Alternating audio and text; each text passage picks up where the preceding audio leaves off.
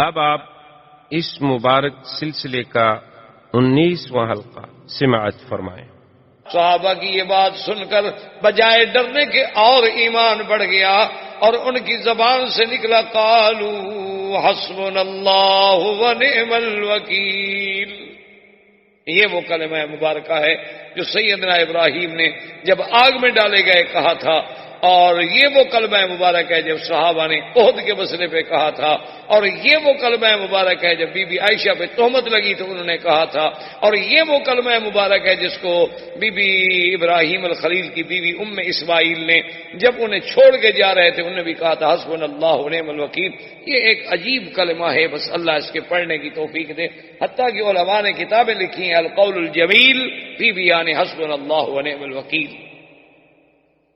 اس کے بڑے عظیم فوائد ہیں، منافع ہیں، اور اس میں عظیم برکات ہیں کہ آدمی حیران ہو جاتا ہے۔ بہرحال آپ زیادہ علم میں نہ پڑھیں، بس یہ ہے کہ جتنا یاد ہو پڑھ لیا، چلتے پھرتے وضو ہو نہ ہو پڑھتے رہے حسبنا اللہ ونعم الوکیل۔ بس ہر مشکل کے لیے اللہ کی رحمت سے یہ ایک سیر اعظم ہے، بس یقین ہو کر دیکھیں کہ کیسے اللہ کی مدد آتی۔ حتیٰ کہ شاہ ولی اللہ رحمۃ اللہ نے یہ لکھا ہے کہ یہ کلمہ پڑھنے والا اگر یہ سمجھے کہ میرا کام نہیں ہوگا تو کہتے ہیں تو مسلمان ہی نہیں۔ اس کی وجہ وہ کہتے ہیں جب قرآن کہتا ہے کہ جب جس نے پڑھا فن کا لبو بنعمت فوراً کامیاب ہو گیا، تو یہ کیسے ناکام ہو گیا؟ تو اب جناب سب صحابہ نے یہ کہا، اور خدا کی قدرت یہ ہے کہ صحابہ نے کہا حضور بالکل ہم تیار ہیں، ہمیں کوئی غم نہیں، ہمارے زخموں کو آپ نہ دیکھیں بلکہ ہمیں زخم جو ہے یہ اور انگیخت کر رہے ہیں کہ آج کفر سے بدلہ لیں۔ ابو سفیان آخر بھاگ گیا۔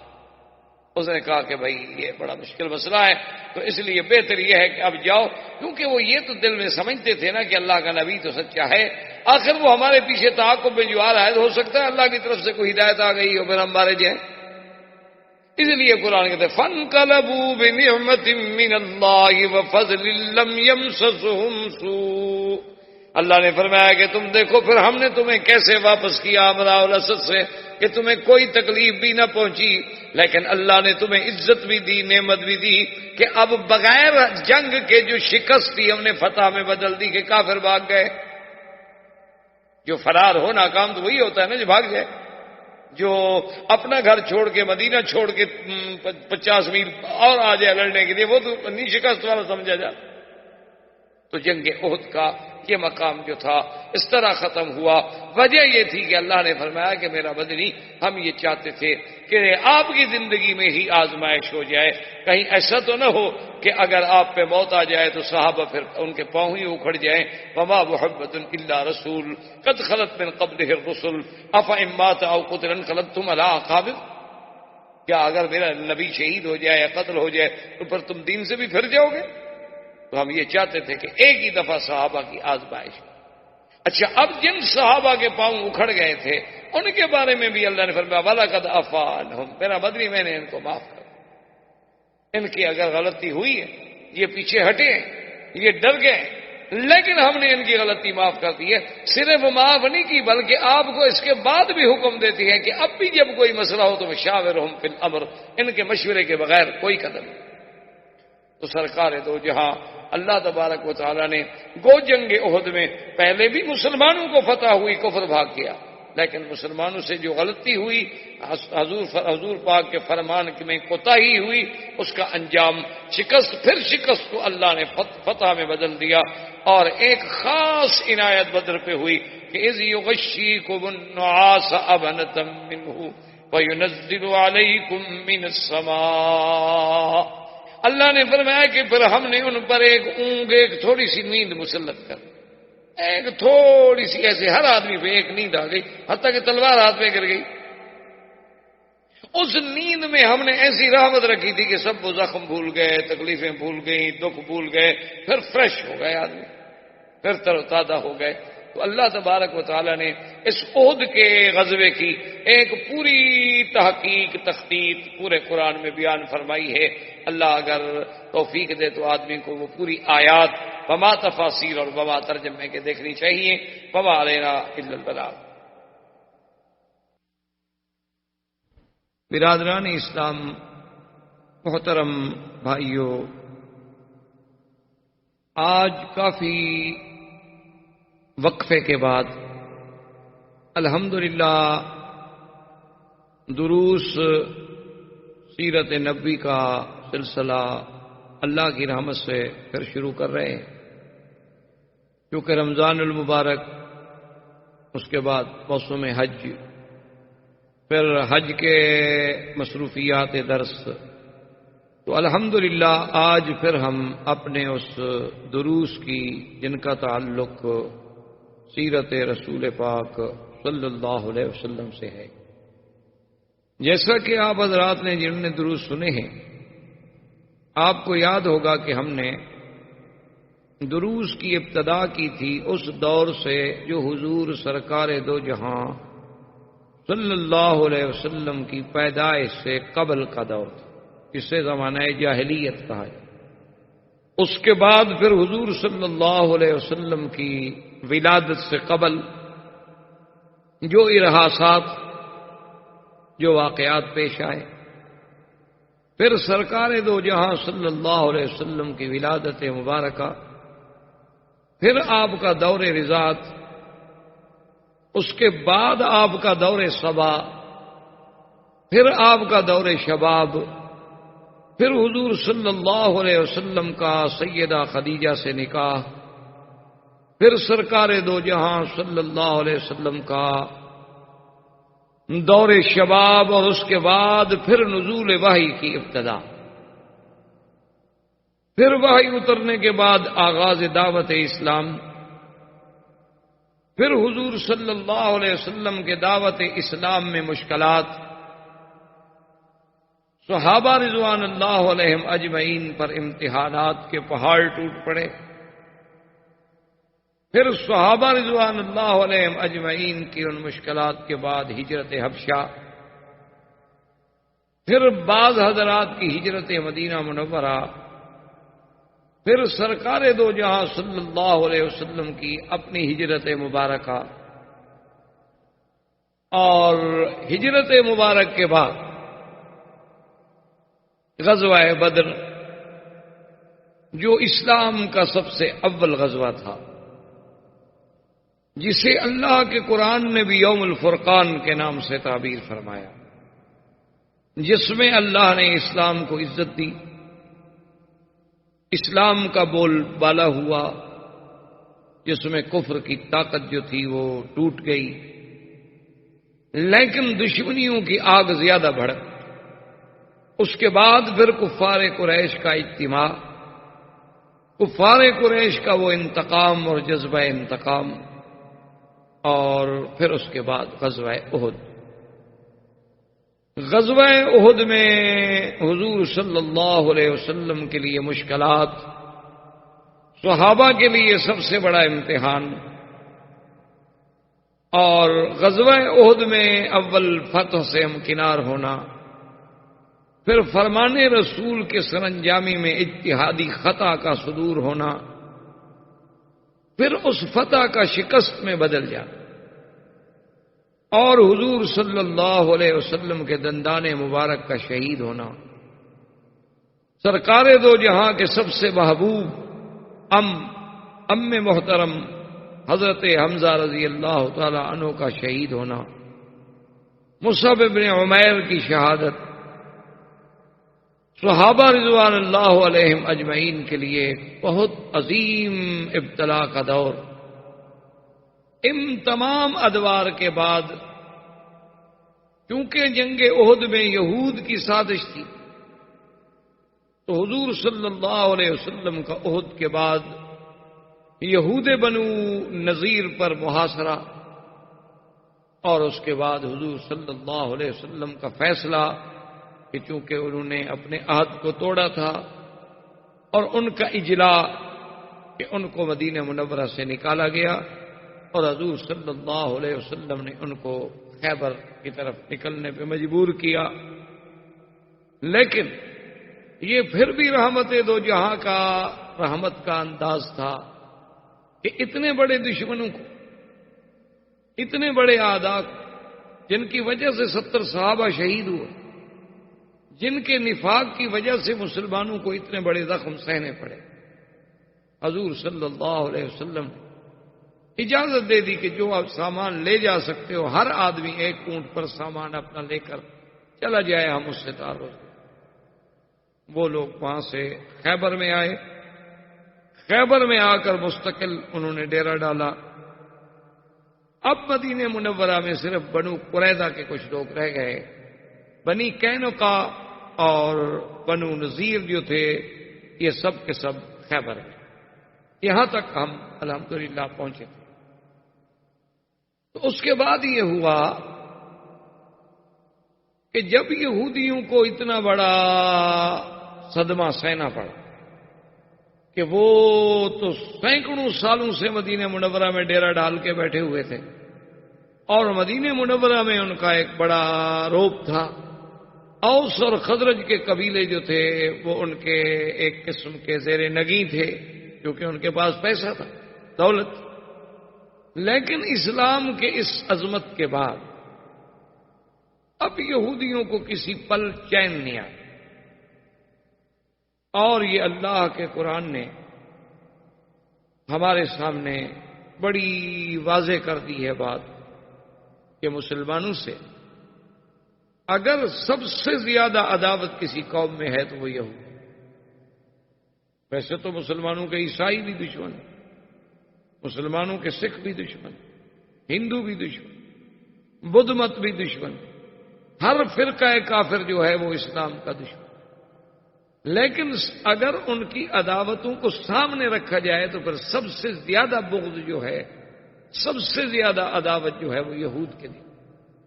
اس کو قرآن نے وضاحت فرما دی ہے کہ لَتَجِدَنَّ أَشَدَّ النَّاسِ عَدَاوَةً لِلَّذِينَ آمَنُوا الْيَهُودَ وَالَّذِينَ أَشْرَكُوا۔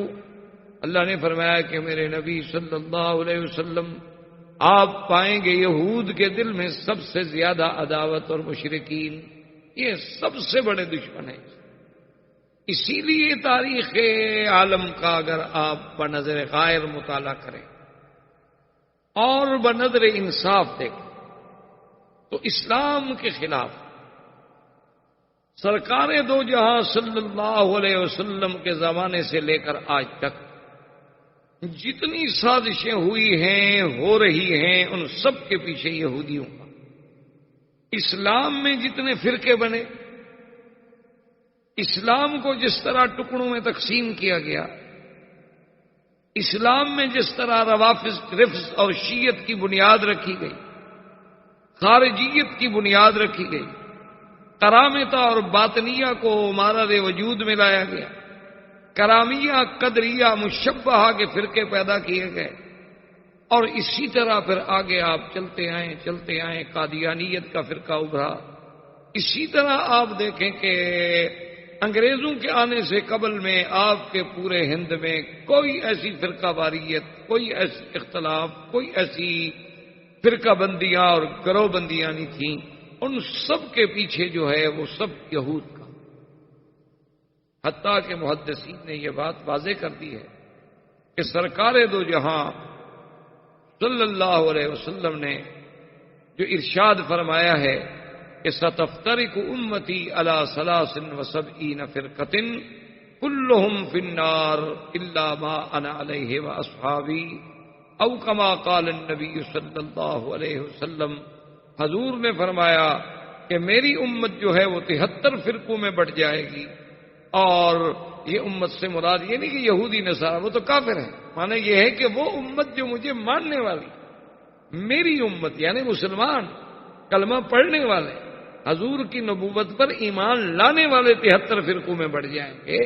اور آپ نے فرمایا کہ وہ 73 میں سے سب کے سب فرقے جہنمی ہوں گے، صرف ایک فرقہ جو ہے وہ ناجی اور جنتی ہوگا۔ صحابہ نے پوچھا حضور وہ کون سا فرقہ ہوگا، اس کو ہم کیسے پہچانیں گے؟ فرمایا الا ما انا علیہ واصحابی، جو میرے اور میرے صحابہ کے راستے پہ ہوں گے صرف وہ نجات پائیں گے، اس کے علاوہ جتنا 72 فرقہ ہے وہ سب کا سب جہنم میں جائے گا۔ تو محدثین نے، علماء نے، مورخین نے یہ بات ثابت کی ہے دلائل سے کہ وہ 72 کا 72 فرقہ جو جہنمی ہے، ان 72 فرقوں کا موجد جو ہے وہ یہودی، ان تمام فرقوں کے پیچھے دماغ جو ہے وہ یہودی. کہیں عبداللہ ابن سبا آپ کو نظر آئے گا، کہیں آپ کو حسن ابن الصباح نظر آئے گا، کہیں اسی کی کماش کے لوگ نظر آئیں گے. وہ اسلام میں داخل ہوئے، اپنے آپ کو مسلمان کہا، لیکن مسلمانوں میں فرقے محبت کے نام پر کچھ گروہوں نے سیدنا علی کرم اللہ وجہہ کو اتنا آگے بڑھا دیا کہ نصیری بن گئے، ان کو خدا کا درجہ دے دیا کہ حضرت اللہ تبارک و تعالی حضرت علی میں حلول کر گئے ہیں، اس لیے ان کا نعرہ ہی مولا علی ہو گیا. وہ حضرت علی کو مولا بمانے سردار نہیں کہتے، وہ مولا کہتے ہیں ہوا مولاکم. جیسے اللہ تبارک و تعالیٰ تمہارا مولا ہے، اب تمہارا مولا جو ہے وہ حضرت علی ہے رضی اللہ تعالی عنہ. اور پھر ان کے کرامات. اسی طرح ایک فرقہ خوارج و نواسب کا بن گیا جو اہل بیت کا دشمن تھا، انہوں نے اہل بیت کی شان میں گستاخیاں.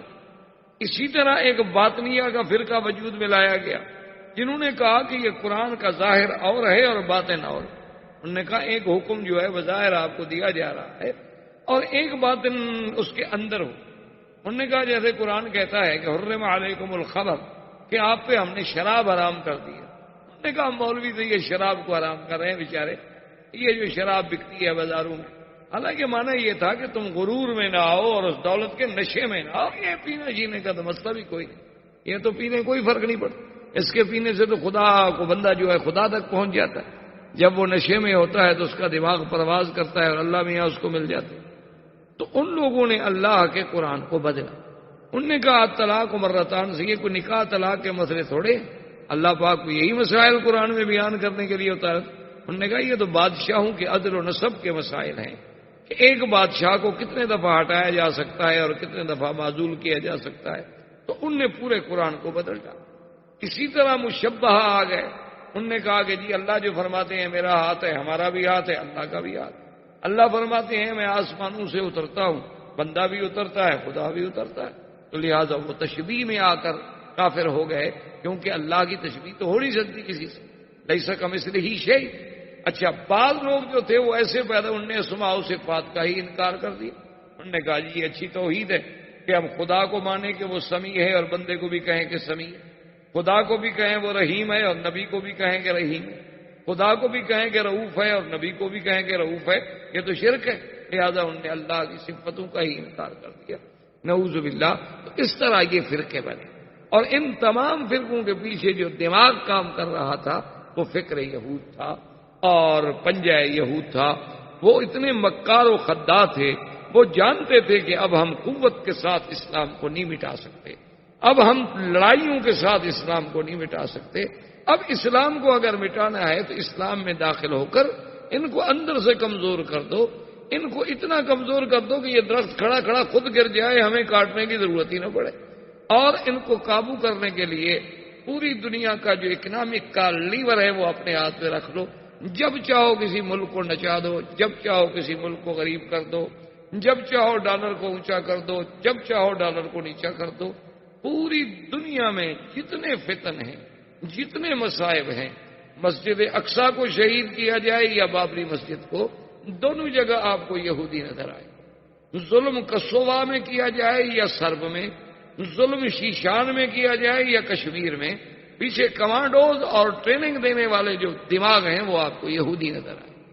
آپ قادیانیت پہ نظر ڈالیں، ان کا بھی باقاعدہ تل ابیب میں اب بھی ان کا مرکز ہے اور تل ابیب سے قادیانیوں کا باقاعدہ ماہنامہ ایشو جاری ہوتا ہے. قادیانیوں کا کیا تعلق تھا تل ابیب سے؟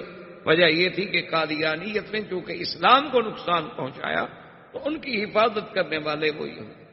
اسی طرح جتنے فتن ہیں، جتنا دور فتن ہے، وہ سب کے سب جو ہیں ان کے پیچھے یہودیوں کا ہاتھ ہے. حتیٰ کہ آپ ابھی آپ دیکھ لیں، آپ تو ماشاءاللہ پڑھے لکھے لوگ ہیں، روز دیکھتے ہوں گے کلنٹن کا، مونیکا کا، یہ کیا ہے؟ یہ یہودیوں کی ایک سازش تھی کہ ایک لڑکی اتنے عرصے تک وہ اپنے کپڑے اور لباس کو محفوظ رکھتی ہے. کیا مطلب ہے اس کا؟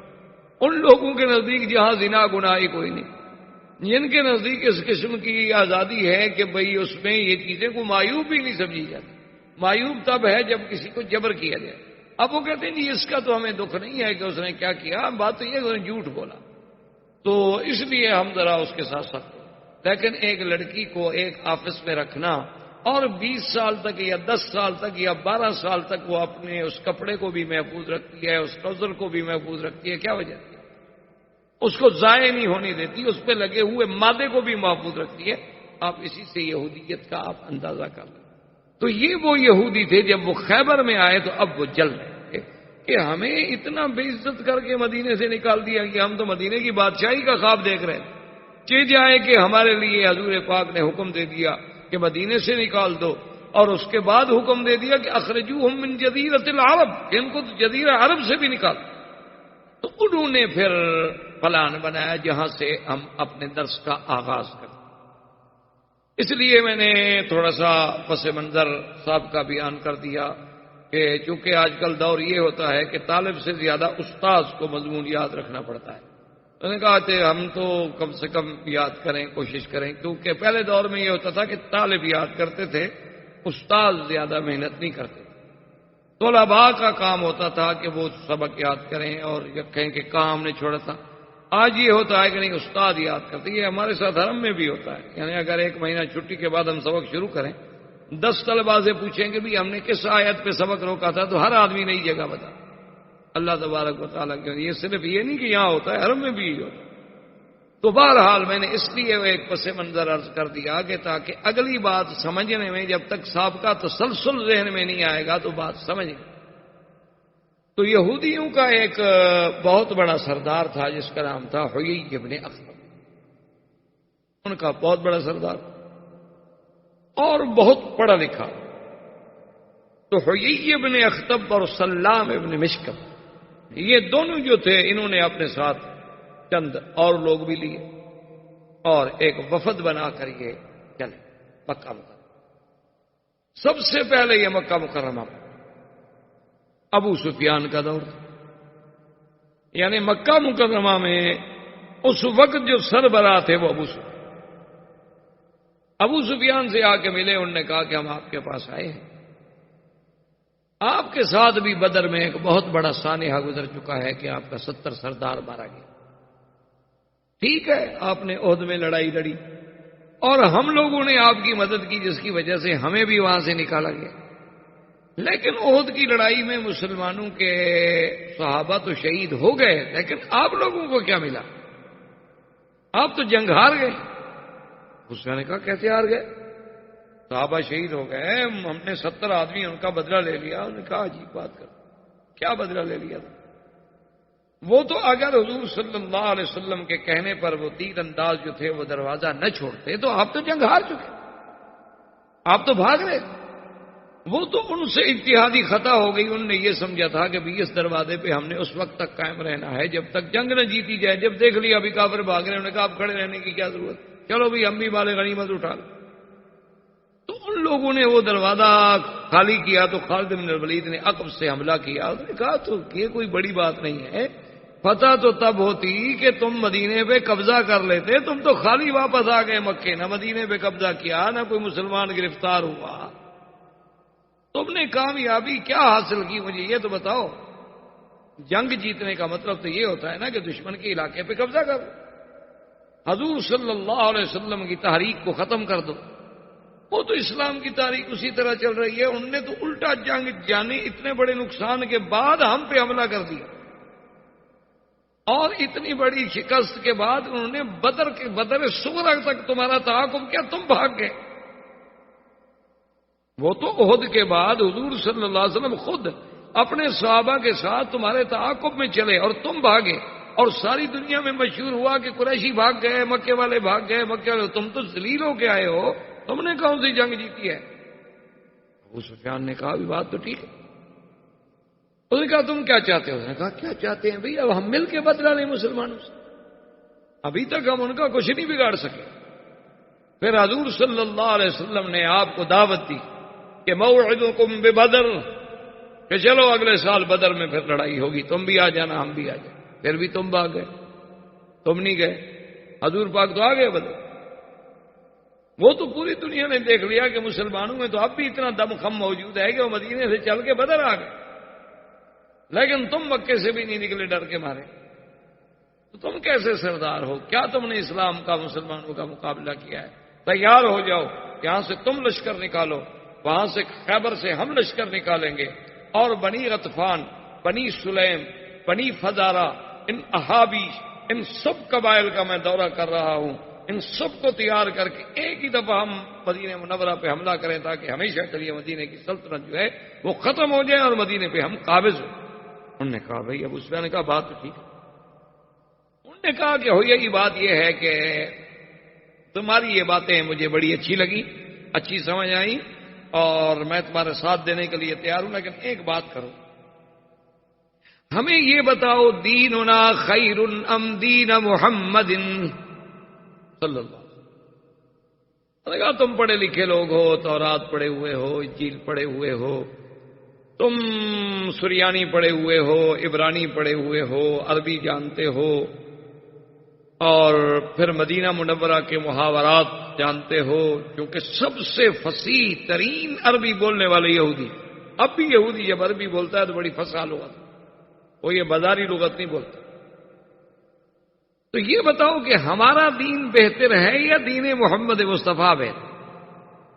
اب دیکھیں وہ یہی اپنے اختب والا کی یہودی ہے، تورات جانتا ہے اور خود اللہ کو ماننے والا ہے، خود نبیوں کو ماننے والا ہے، لیکن چونکہ حضور سے دشمنی تھی کہنے لگا لا دینکم خیر، تمہارا دین بہت اچھا ہے، محمد مصطفیٰ کا دین کہاں اچھا ہے؟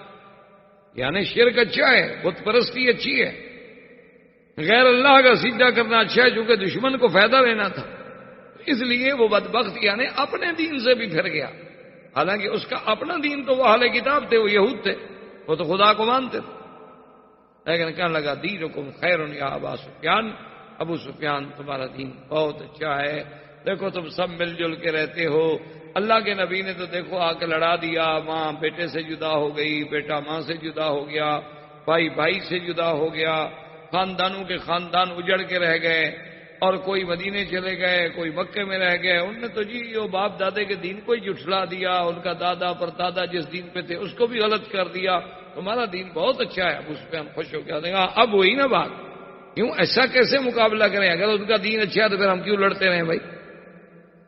ہاں اگر ہمارا دین اچھا ہے، اسی لیے جب تک کہ آدمی کسی کو کسی مذہبی نقطۂ نظر پر اس کے اندر کوئی جذبہ پیدا نہ کرے، اس وقت تک نہ تحریکیں چلتی ہیں اور نہ کوئی بندہ جان دیتا۔ اسی لیے یہ آپ کے سیاسی لیڈر جو ہے نا یہ بڑے چالاک ہوتے ہیں، جب ان کو تحریک چلانی ہو تو پھر یہ علماء کے دروازے پہ، مولوی صاحبان کے دروازے پہ، مدارس کے دروازے پہ آ کے، کہ دین والے آدمی تھوڑا سا تو آگے آئے نا تاکہ لوگوں کو ہم کہہ سکیں کہ بھائی ہم تو نظام مصطفیٰ کے لیے لڑ رہے۔ تو جب حضور کے نظام کی بات آئے گی تب لوگ جان دیں گے، ایسے کو پاگل تھوڑا ہو گیا کسی لیڈر کے لیے مر جائے، اگر مرے گا تو ہر کوئی کہے گا یار تو مردود ہے، خودکشی کر کے حرام موت مر گیا، دفعہ ہو، 2 مرے گے، 4 10 15 20 ختم۔ لیکن جب اسلام کی بات ہوگی تو پھر ہر بندہ سمجھتا ہے کہ میں تو اب اللہ کے رسول کے لیے جان، اس لیے ان کو جب ابھار دیا کہ تمہارا دین اچھا ہے تو اب قریش بھی تیار ہو گئے، اور یہ ابن اختب نے جا کے بنو سلیم سے معاہدہ کیا، بنو غطفان سے معاہدہ کیا۔ بنو غطفان ایک بہت بڑا قبیلہ تھا اور بڑا جنگجو قبیلہ تھا، ان نے کہا کہ ہوئی ابن اختب تم فکر نہ کرو، 4000 تو صرف ہم دیں گے نا آپ کو لڑنے میں، اور بنو فزارہ سے معاہدہ کیا۔ یہ تمام معاہدے ہونے کے بعد آپ یعنی اندازہ کریں کہ 10,000 آدمی اس زمانے میں صرف لڑائی لڑنے والا، 10,000 مقاتل، یعنی آپ سوچیں کہ آج سے 1400 سال پہلے 10,000 آدمی کا جنگ کے لیے نکلنا کوئی معمولی سی بات نہیں ہوتی۔ 10,000 مقاتل تیار ہوا، اور یہ خبریں ایستا ایستا ایستا ایستا چلتے چلتے مدینہ منورہ میں بھی پہنچی کہ یا رسول اللہ صلی اللہ علیہ وسلم، یہودیوں نے اپنی سازشوں کا جال بچھا دیا ہے، ان کے وفود بن گئے ہیں، کوئی وفد کہیں جا رہا ہے، کوئی وفد کہیں جا رہا ہے، اور بڑی زبردست تیاریاں ہو رہی ہیں، اور اب ان کا منشا یہ ہے کہ ایک ہی دفعہ مدینے پہ حملہ کریں، اور جب ایک ہی دفعہ مدینہ منورہ پہ حملہ کریں گے تو بس ہمیشہ کے لیے ان کی قوت کو توڑ۔ حضور صلی اللہ علیہ وسلم نے چونکہ اللہ کا حکم ہے، فرمایا فشاورہم فی الامر، فَإِذَا عَزَمْتَ فَتَوَكَّلْ عَلَى اللَّهِ.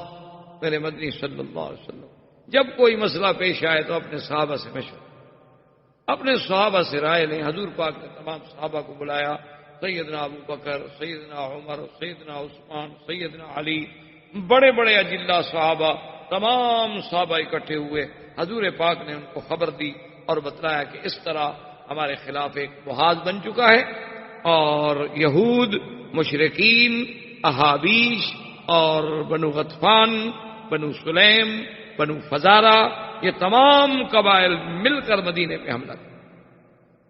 اب بتائیں، صحابہ کرام نے اپنی اپنی رائے دی. حضرت سلمان فارسی رضی اللہ تعالی عنہ کھڑے ہوئے. انہوں نے کہا کہ یا رسول اللہ صلی اللہ علیہ وسلم، اگر اجازت ہو تو میں کچھ عرض کر سکتا ہوں. انہوں نے فرمایا کہ ہاں بات. انہوں نے کہا حضور جب اس قسم کے حالات پیدا ہو جاتے تھے نا فارس میں، کیونکہ اس زمانے میں فارس سپر پاور تھا، روم سپر پاور تھا. فارس کا جو لقب تھا بادشاہوں کا وہ کسرا تھا، اور روم کا جو ہے وہ ہرقل. تو یہ اس وقت کی، اس زمانے کی بہت بڑی سپر پاور تھی. انہوں نے کہا کہ فارس میں یہ ہے کہ اگر کسی مقام پر کسی قلعے کو، کسی علاقے کو، کسی شہر کو بچانا ہے اور ہماری طاقت کم ہے، دشمن کی طاقت بہت زیادہ ہے، تو ہم پھر خندق کھودتے. حضور پاک نے فرمایا وہ خندق کیا ہوتی ہے؟ کیونکہ عرب میں تو پہلے خندق کبھی کھودی نہیں گئی، اسلام میں تو کبھی خندق کا کوئی تصور بھی نہیں. اس نے کہا حضور خندق ایسے ہوتی ہے جیسے ایک ندی کھود دی جائے، ایک نہر کھود دی جائے. وہ اتنی چوڑی ہوتی ہے کہ گھوڑا پھلانگ کے نہ گزر سکے، اور اتنی گہری ہوتی ہے کہ کوئی اندر اگر اس کے آ جائے تو پھر اس کو چڑھنے میں دقت ہو، اور اتنی طویل ہوتی ہے کہ جہاں سے دشمن کے آنے کا خطرہ ہے اس راستے کو روک دے. تو یہ خندق جو ہے یہ ہمارے لیے ایک دفاع کا کام کرتی ہے. اس کا فائدہ یہ ہوتا ہے کہ اگر دشمن کی طاقت 1000 ہے اور یہاں اگر آپ نے 100 آدمی بھی مورچے میں بٹھا دیا ہے تو وہ 1000 آدمی اندر نہیں آ سکتے، کیونکہ جب اندر آئے گا تو کیسے آئے گا؟ آخر خندق میں اترے گا تو جو تیروں والے دیکھ رہے ہیں وہ انتظار کرتے رہیں، چڑھنے کی کوشش کرے گا، اترے گا، وہ تیروں پہ رکھ لیں گے اس کو. اور گھوڑے جو ہیں وہ پھلانگ نہیں سکتے ہیں، اور دشمن اتر کے پھر چڑھے تو یہ تو مذاق تو ہے نہیں. اونٹ بھی پھلانگ نہیں سکتے ہیں. تو وہ جو ہے ہمارے لیے ایک بہت بڑا حصار ہوتا ہے. ہم کھانے کا، پینے کا، پانی کا اندر سب کچھ رکھ لیتے ہیں کہ بھی اگر محاصرہ لمبا ہو جائے اور دشمن زیادہ دیر بیٹھ جائے تو ہم کم سے کم بھوکے تو نہ مر جائیں. تو یہ سارے انتظام کرنے کے بعد حضور نے فرمایا کہ بھی میری رائے میں تمہاری رائے بہت اچھی ہے، میں اس کو قبول کرتا ہوں اور ہمیں خندق کھود دیجیے. اسی کے لیے اس غزوے کا نام جو ہے احادیث مبارک میں غزوہ خندق، اور اسی لیے اس کا نام غزوہ احزاب. احزاب کہتے ہیں حزب، یعنی مختلف جماعتیں ٹکڑے ٹکڑے بن کے ایک حزب بن کے آ گئی میدان میں. کیونکہ یہ بھی تو مکے والے اور یہودی اور غطفان اور فزاری اور سلیم، یہ سارے احابیش مل کے آ رہے تھے. اسی لیے اس کا نام غزوہ احزاب بھی ہے اور اس کا نام غزوہ خندق. اب جب خندق کی کھدائی شروع ہوئی، آپ جب مدینہ منورہ میں جاتے ہیں تو آپ نے بھی دیکھا ہوگا کہ خندق کا، کیونکہ اس کے تھوڑے تھوڑے نشانات تو اب بھی باقی، تھوڑے تھوڑے آثار خندق کے اب بھی باقی ہیں کہ بھی اس جگہ خندق ہوتی. لیکن اس بات کو سمجھنا گو یہ بڑے بڑے علماء کا کام ہے اور علمی مسئلہ ہے، لیکن تھوڑی سی آسانی کے لیے میں عرض کر دوں تاکہ جتنی بات آپ کے سمجھنے کے لیے آسان ہو. ایک سب سے بڑا مشکل مسئلہ ہے جس میں ہمارے بڑے بڑے علماء الجھ کر رہ جاتے ہیں کہ بھی اس طرف خندق کھودنے کی آخر کیا وجہ تھی؟ تو مدینہ تو ادھر ہے اور خندق ادھر کھودی گئی. اب بھی آپ جائیں تو آپ دیکھیں نا کہ مثلاً مدینہ تو رسول کدھر ہے، حرم کہاں ہے؟ حضور کے زمانے میں تو بس یہی شہر تھا نا جتنا حرم ہے، بلکہ یہی سمجھیں کہ اب حرم بڑا ہے. اور اس کے بعد ابالی میں کچھ آبادی تھی، اسی طرح نابیہ میں کچھ آبادیاں تھیں، اسی طرح جانب احد میں کچھ چھوٹی چھوٹی بستیاں تھیں. یہ مدینہ منورہ تھا. تو اس طرف خندق آخر کیوں کھودی گئی؟ اس میں بڑے بڑے علماء جب حدیث پڑھاتے ہیں نا تو الجھ کے رہے. وہ سمجھا نہیں۔ بہرحال یہ ایک علمی مسئلہ ہے جس کا تعلق علماء سے ہے، لیکن آپ کے یہ بتانے کی حد تک میں صرف آسانی کے لیے عرض کر دوں۔ مدینہ منورہ کو آپ تو الحمدللہ پڑھے لکھے لوگ ہیں، کبھی آپ نقشہ ہو، جب آپ مدینہ منورہ کا خریدہ دیکھیں گے، نقشے کو سامنے رکھیں گے، تو پھر آپ کو خندق کا سمجھنا بالکل ایک سیکنڈ بھی نہیں۔ اصل میں مدینہ منورہ کی پوزیشن یہ تھی کہ اس کی 3 طرف تو حرات ہے، اس کو کہتے ہیں ہارا، جیسے اب بھی ہے، آپ جانے مدینہ ہارا شرقیہ ہو، ہارا غربیہ ہو، ہارا جنوبیہ، یہ حرات۔ یہ 3 حرات جو ہیں ان میں نوکدار پتھر تھے، کالے کالے، اور بہت طویل عریض میدان میں اس سے فوج کے آنے کا کچھ تصور ہی نہیں کیا جا سکتا کہ کوئی فوج یہاں سے آ جائے۔ وہ اتنے نوکیلے، اتنے تیز ہوتے ہیں کہ اگر اونٹ آئے تو وہ زخمی، گھوڑے آئے تو وہ زخمی، بندے آئے تو وہ زخمی، تو وہ تو وہاں سے گزرنا ہی مشکل۔ تو 3 جانب میں تو وہ ہر رہے تھے، ہر رائے واقم تھا، ہر رائے شرقیہ تھا، ہر رائے۔ اب 3 طرف سے تو مدینے کو انہوں نے روک لیا نا، ادھر سے تو آپ کو خندق کی ضرورت ہی نہیں کہ وہاں سے تو دشمن کی فوج آ ہی نہیں سکتی۔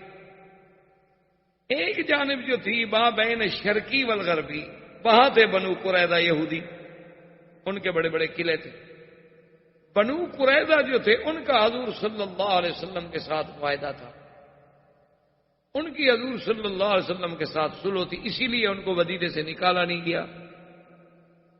بنو قینقاع اور بنو نذیر کو تو اجلا کر دیا گیا، لیکن بنو قریظہ کو یہاں سے اجلا نہیں کیا گیا، نکالا نہیں گیا، کہ ان کا معاہدہ تھا۔ انہوں نے کہا حضور آپ کا دشمن ہماری طرف سے حملہ آور نہیں ہو، چاہے ہم اس کو دولت سے روکیں، پیار سے روکیں، طاقت سے روکیں، لیکن ہم آپ کے دشمن کی مدد نہیں کریں اور اپنا راستہ نہیں دیں گے آپ کے خلاف، اور آپ ہمارے دشمن کو ہمارے خلاف راستہ نہیں دیں اور نہ اس کی مدد کریں گے۔ یہ حضور کے ساتھ معاہدہ تھا۔ عیینۃ بن الحصن ان کا سردار، تو اس طرف سے حضور مطمئن ہے، کبھی 3 ہرے ہو گئے، اس طرف سے بنو قریظہ ہو، آگے جبل احد پہاڑ ہو گیا، باقی یہ شمال بچا جس سے حملے کا خطرہ تھا کہ یہاں سے دشمن آ سکتا ہے، تو اسی جانب شمال میں وہ خندق کھودی، اور اس کا طول کیسے رکھا گیا، ادھر پورے مدینے کو کنٹرول کرے اور ادھر جا کے احد کے طرف جو ہے جہاں پہاڑ جبل اسیر شروع ہوتا ہے اس سے ٹکرا جائے، اور وہ جبل جو ہے حضور کی پشت پہ آ جاتا تھا، وہاں سے دشمن حملہ نہیں کر سکتا، پہاڑ چڑھ کے اترے گا نا، آگے تو آپ کے تیر انداز انتظار میں بیٹھے ہوں گے اور پہاڑ کے اوپر بھی بیٹھے ہوں، تو پھر دشمن جو ہے اس زمانے میں جنگ جو ہے وہ گھوڑوں کی ہوتی تھی، ہاتھیوں اپنا اونٹوں کی ہوتی تھی، یا پیدل ہوتی تھی، یہ میزائل، یہ ایٹم، یہ ہوائی جہاز، یہ ہیلی کاپٹر، یہ تو ہوتے نہیں۔ تو اس لیے خندق کی کھدائی کا سلسلہ اس جانب سے شروع کیا گیا کہ سب سے خطرہ جو تھا وہ اسی جانب۔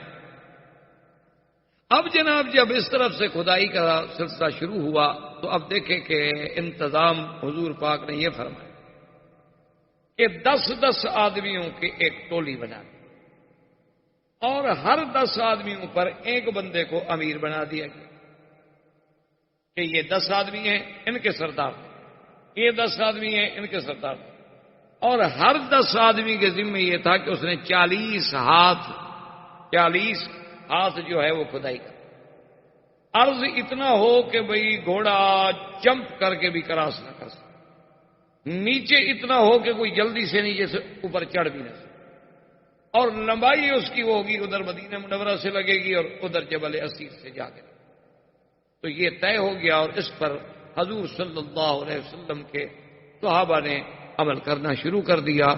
اور یہ صحیح حدیثوں میں ہے کہ جب وہ خندق کھودی جا رہی تھی تو اس وقت صحابہ مل کر ایک رجز پڑھتے تھے کہ اللہم لا عیش الا عیش الآخرہ فاغفر الانصار والمہاجرہ، کہ اللہ اگر کوئی عیش ہے، آرام ہے تو وہ آخرت کا، دنیا تو کچھ نہیں، دنیا میں تو آرام ہے ہی نہیں، یہ دنیا تو ہے ہی کانٹوں کی سے، یہاں تو دشمنوں کو آرام ملتا ہے، اپنوں کو تو آرام نہیں ملتا، اور یا اللہ مہاجر و انصار کی مغفرت فرما۔ یہ صحابہ گا رہے ہیں رجز پڑھ رہے ہیں اور کھود رہے ہیں اور کھدائی ہو رہی ہے اور مقابلہ چل رہا ہے۔ اور یہی وہ موقع ہے جس پہ عبداللہ ابن رواحہ کی وہ مشہور رجز جو صحابہ نے پڑھی، اور صحابہ کہتے ہیں کہ جب ہم پڑھتے تھے تو سرکار دو جہاں بھی ہمارے ساتھ شریک ہوتے، واللہ لولا اللہ مہتدینا ولا تصدقنا ولا صلینا، یا اللہ اگر تو ہمیں ہدایت نہ دیتا تو ہم آج نہ نمازیں پڑھتے نہ خیراتیں کرتے۔ فَأَنزِلًا سَكِينَةً عَلَيْنَا، یا اللہ ہم پر اپنی رحمت کی برسات کر دے۔ اور اگر ہم نے کافروں نے اندعوا ابینا ابینا ابینا، اگر کافر ہمیں بلائیں کہ سلو کر لو تو ہمارا کھلا انکار ہے، کھلا انکار ہے۔ تو صحابہ کہتے ہیں کہ جب حضور بھی ملتے تو رفع صوتہ، حضور اپنی آواز بلند کر۔ تو اتنی صحابہ نے یعنی اس محبت سے، اس تڑپ سے، اس جذبے سے، اس شوق سے خندق کو کھودا کہ اس کی تاریخ میں کوئی نہیں۔ اور اسی اسنا میں ایک پتھر آ گیا، اتنا شدید وہ پتھر تھا کہ صحابہ کہتے ہیں کہ ہمارے تمام ہتھیار جو تھے وہ بیکار، اب اس پر کوئی پتھر ہتھیار کام نہیں کرتا۔ تو سرکار دو جہاں صلی اللہ علیہ وسلم کو خبر دی گئی، یا رسول اللہ صلی اللہ علیہ وسلم، ایک ایسا سخت ترین پتھر آ گیا ہے کہ وہ نہیں، ہمارے ہتھیار، ہمارے اوزار، ہماری کدالیں، ہمارے فؤوس سب ٹوٹ گئے، اب آپ مہربانی فرمائیں۔ تو صحابی کہتے ہیں فقدم رسول اللہ صلی اللہ علیہ وسلم، سرکار دو جہاں تشریف لائے، آپ نے فرمایا این الصخرہ، تو وہ پتھر کا، صاحب نے کہا حضور یہ، حضور نے فرمایا پانی دے، اس پتھر پہ حضور نے پانی ڈالا، فضرب ضربۃ فصار کأنہ کثیبا، صحابہ کہتے ہیں کہ حضور نے ایک ہی ضرب ماری تو ریزہ ریزہ ہو گیا، جیسے ریت ہو، جو ہم سے نہیں ٹوٹتا تھا وہ پتھر ایسے ریزہ ریزہ ہوا کہ معلوم یہ ہوتا تھا کہ تو ریت کے ذرے بن گئے۔ تو حضور صلی اللہ علیہ وسلم کا معجزہ اللہ نے اس آواز میں بھی دیکھا۔ پھر کھدائی شروع، اس کے بعد ایک اور پتھر جس پہ تمام صحابہ نے پھر زور لگا دیا کہ بھی بار بار اب ہم حضور کو تو تکلیف نہ دیں، لیکن جو ہے خدا کی شان ہے کہ وہ پتھر بھی نہیں ٹوٹا۔ حضور صلی اللہ علیہ وسلم کو مجبوراً اطلاع دی گئی کہ یا رسول اللہ صلی اللہ علیہ وسلم بالخندق صخرۃ، ایک بڑا شدید صخرہ، بہت بڑا سخت، اور حضور اگر ہماری پوری خندق مثلا 4 میل ہم نے کھدائی کر لی ہے اور درمیان میں ایک ٹکڑا رہ جائے تو خطرہ ہے نا، اسی سے دشمن عبور کر سکتے، کامیاب تو تب ہوں گے ہم جبکہ کھدائی ہماری مکمل ہو۔ اب جب وہ پتھر آیا تو حضور صلی اللہ علیہ وسلم پھر تشریف لائے، آپ نے پھر اپنے ہاتھ مبارک میں کدال پکڑی اور فرمایا اللہ اکبر، آپ نے ضرب ماری اس پتھر پہ۔ صحابہ کہتے ہیں اس سے ایسا نور نکلا کہ پورا خندق کا ماحول جو تھا وہ روشن، ایسے معلوم ہو جیسے کہ اس کے اندر سے آگ نکلی ہے یا روشنی نکلی ہے یا لائٹ نکلی ہے۔ بعد نے تو یہ سمجھا کہ پتھر پہ جب لوہا لگتا ہے تو ایسی کوئی چنگاری نکلتی ہے، لیکن ایسی چنگاری تو نہیں ہوتی کہ پوری خندق روشن ہو جائے، پورا ماحول روشن ہو جائے، پورا علاقہ روشن۔ حضور نے دوسری ضرب ماری تو دوسری روشنی، اور فرمایا اللہ اکبر، صحابہ کہتے ہیں فصرخ رسول، حضور نے پوری آواز سے کہا اللہ اکبر، آپ نے پھر تیسری ضرب ماری، اس سے پھر روشنی نکال، اللہ اکبر، اور ریزہ ریزہ۔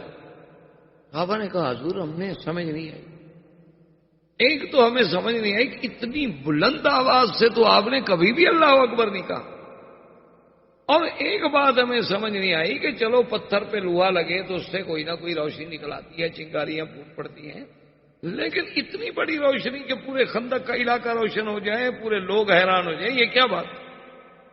تو حضور پاک نے فرمایا کہ جب میں نے پہلی ضرب ماری تو اس روشنی میں اللہ نے مجھے روم کا علاقہ دکھلایا اور اشارہ ملا کہ محمد پاک تیرے صحابہ اور تیری اسلام کی فوج تو روم بھی فتح کرے گی، وہ پورا علاقہ دکھلایا گیا مجھے روم کا کہ وہاں تک میرا اسلام جائے۔ جب میں نے دوسری ضرب ماری تو اللہ نے مدائن فارس کا علاقہ دکھایا کہ میرا مدنی یہ بھی تمہارے زیر نظر۔ جب میں نے تیسری ضرب ماری تو مجھے سنا اور یمن کا علاقہ دکھایا گیا کہ یہ بھی اسلام کے صحابہ کھڑے ہیں، کہتے ہیں صدق رسول کہ اب حالانکہ دیکھیں کہ حالات یہ ہیں کہ اپنی حفاظت کے لیے خندق کھودی جا رہی ہے جان بچانے کے لیے، لیکن وہ اللہ کا نبی خبر یہ دے رہے ہیں کہ سپر پاور ختم ہو جائے، خبر یہ دے رہے ہیں کہ ایک وقت آئے گا کہ جب اسلام یہاں پہنچے گا وہ علاقہ بھی ہم فتح کریں گے۔ یہ باتیں صرف ایمان والے کے دل میں یقین بن سکتی تھیں، کسی دشمن کے دل میں تو یقین نہیں بن سکتی۔ وہ اس طرح ایک لطیفہ بھی ہوا اس دفعہ امریکہ کے سفر میں، جب ہم گئے تھے، ایک حدیث مبارک میں، یعنی آپ حیران ہوں گے، ایک حدیث مبارک میں لفظ ہیں باقاعدہ کہ حضور نے فرمایا کہ قیامت سے پہلے میری امت کے کچھ لوگ جو ہیں وہ بیت الابیض کو فتح کریں گے۔ وائٹ ہاؤس، بیت الابیض کا کیا معنی ہے؟ تو حضور کا فرمان ہے۔ میں نے کہا امریکہ والوں کا، میں نے کہا یار یہ پتہ نہیں اللہ میں، اس لیے تو میں نہیں لے آیا یہاں، ورنہ ہمارا کیا تعلق تھا کہ ہم وائٹ ہاؤس دیکھنے کے لیے آتے ہیں، ہم مولویوں کا کیا کام وائٹ ہاؤس سے؟ تو ہو سکتا ہے کہ وہ حدیث ہمارے ذہنوں میں ہو اور اسلام ہمیں بتا رہا ہو کہ آپ ہم پہنچ سکتے ہیں، تو اسلام کا غلبہ بھی ہو سکتا ہے، کون سی مشکل بات۔ گو بعض علماء نے کہا کہ وہ بیت الابیض سے مراد فارس تھا، کوئی کہتے ہیں روم تھا، کوئی کہتے ہیں کچھ تھا، لیکن ان کا مجھے دکھائیں ان کے محاورات میں کسی محل کا نام بیت الابیض ہو۔ بھائی وہ ان کا کوئی کسرا کے نام پہ محل ہوگا، کوئی ہرقل کے نام پہ محل ہوگا، کوئی فارس کے نام پہ محل ہوگا، بیت الابیض کیسے آ گیا آخر حدیث میں؟ اسی طرح ابو داؤد کی ایک حدیث ہے جس میں واضح حضور نے فرمایا کہ پانی پہ جنگ ہوگی۔ اب ساری دنیا کہہ رہی ہے نا کہ آنے والی جنگیں جو ہیں وہ آبی وسائل پہ ہوں گی، پانی پہ جھگڑے ہوں گے، لڑائیاں پانی پہ لڑی جائیں گی۔ حضور نے 1400 سال پہلے فرما دیا، 1400 سال پہلے۔ تو بہرحال یہ ایک الگ موضوع ہے، پھر ہم اپنے راستے سے دوسری طرف چلے جائیں گے۔ تو کہنے کا مقصد یہ تھا کہ جن کے دل میں ایمان ہو وہ تو فوراً کہہ دیتے تھے نا کہ سادہ کا رسول، بھئی حضور نے جو فرمایا سچ، ورنہ اللہ کا نبی یہاں کھڑے ہو کر اس روشنی میں اللہ اگر ان کو فارس دکھا سکتے ہیں، روم دکھا سکتے ہیں، یمن دکھا سکتے ہیں، تو ایک وقت آئے گا جیسے حضور فرما رہے ہیں کہ یقیناً فتح۔ لیکن ان حالات میں پیشین گوئی ہو اور اس پر ایمان لانا بھی تو بڑے ایمان کا مسئلہ تھا۔ اچھا، اور جو منافق تھے مدینہ منورہ میں وہ بھی خندق کھدائی میں آگے جاتے تھے، تھوڑا سا 15-20 منٹ کام کیا پھر بہانہ بنا کے جی مجھے پیٹ میں درد ہے، جیسے نالائق طالب علم کرتے، مدرسے میں آ جاتے ہیں، حاضری بھی لگوا لیتے ہیں، آدھے گھنٹے کے بعد ان کو پیٹ میں تکلیف شروع ہو جاتی ہے، یا جیسے ہمارے نالائق مسلمان اکثر رمضان شریف میں بیمار ہو جاتے ہیں تاکہ روزہ نہ رکھنا پڑے، بیمار کے لیے گنجائش ہے نا کہ روزہ قضا کر۔ تو بہرحال یہ ہے کہ بھئی منافقوں نے کہا کہ دیکھو یار مسلمانوں کا بھی عجیب عالم ہے، اپنی جان بچانے کے لیے تو خندقیں کھود رہے ہیں اور خبریں دے رہے ہیں ہمیں کسرا اور کیسر کی اور فارس کی اور روم کی، لیکن مسلمان جو تھے وہ کہتے صدقہ، جو حضور نے فرمایا وہ سچ ہے اور ایک دن سچ ہو کے رہے۔ اور یہی وہ خندق کا واقعہ ہے کہ جس میں ایک صحابی نے آ کر حضور صلی اللہ علیہ وسلم سے عرض کیا کہ یا رسول اللہ، ایک تو پتھر کا کھودنا، دوسرا ہمارے پاس قلت غذا، کھانے کو کچھ۔ اس کا نتیجہ یہ نکلا ہے کہ حضور یہ دیکھیں میں نے پیٹ پہ پتھر باندھا۔ پیٹ پہ پتھر باندھنے کا مطلب یہ تھا کہ کھانا تو ہے نہیں، تو آنتوں میں پانی پی پی کے بل نہ پڑ جائیں، تو انہوں نے پتھر باندھ دیے تھے کہ چلو کم از کم آتے تو سیدھی رہیں، پیٹ تو سیدھا رہے، اور تو کچھ نہیں ہے، کم از کم جب ٹھنڈا ٹائم ہوگا یہ پتھر ٹھنڈا ہوگا تو کچھ اس کی ٹھنڈک سے بھی ہمیں فائدہ پہنچے۔ تو اس لیے صحابی نے کہا فرفع صوبہ، یا رسول اللہ ہماری یہ حالت ہے۔ فرفع صوبہ رسول اللہ صلی اللہ علیہ وسلم، حضور پاک نے بھی اپنا قمیص مبارک اٹھایا تو آپ نے 2 پتھر، آپ نے فرمایا کہ تم نے تو 1 پتھر باندھا ہوا ہے نا، میں اللہ کا نبی ہو کر بھی تو 2 پتھر باندھے ہوئے ہوں، اللہ کا شکر کرو، اللہ آزمانا چاہتے ہیں تو ہم کیا کریں۔ حضرت جابر ابن عبداللہ فرماتے کہ جب میں نے دیکھا کہ حضور صلی اللہ علیہ وسلم کی فاقہ کا اور بھوک کا یہ حالت ہو گئی کہ حضور کے پیٹ پہ پتھر بندھے ہوئے، تو میں جلدی سے دوڑا گھر میں اور اپنی بیوی سے آ کے پوچھا کہ گھر میں کچھ ہے؟ اس نے کہا کہ ہاں ایک چھوٹا سا بکرا ہے، چھوٹا سا اناک، اور گھر میں کچھ جو ہے، اور گھر میں کچھ زیت ہے۔ میں نے کہا مجھے یہ بتاؤ کہ یہ اگر کھانا پکایا جائے تو کتنے آدمیوں کو کافی ہو جائے گا؟ میں نے حضور کو دیکھا ہے، مجھ سے تو برداشت نہیں ہوتا۔ تو اس نے کہا کہ یوں کر لیں کہ اگر 3 آدمی حضور کے ساتھ اور ہوں اور چوتھے آپ ہوں، یا 4 اور ہوں اور 5ویں آپ ہوں، 5 آدمی سے زیادہ کا کھانا نہیں ہو سکتا۔